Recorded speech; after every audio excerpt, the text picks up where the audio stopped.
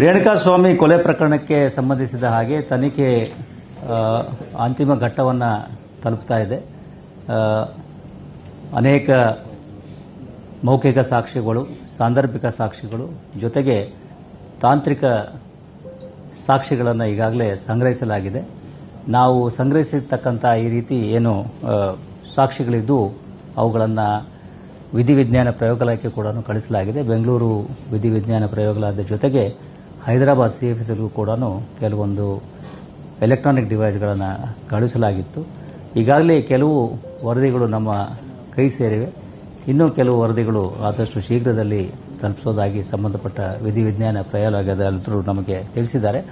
ಅವುಗಳು ಕೈ ಸೇರಿದ ನಂತರ ಮುಂದಿನ ಒಂದು ತನಿಖೆಯ ಭಾಗವಾಗಿ ಏನು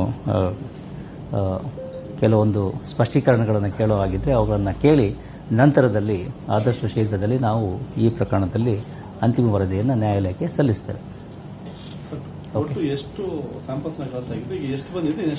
ಎಷ್ಟು ಅಂತ ಅಂಕಿ ಸಂಖ್ಯೆ I don't have this thing as already I had told earlier about 70% of the reports have come from Bangalore FSL and the remaining electronic devices what we had sent to CFSL Hyderabad, those reports are still pending.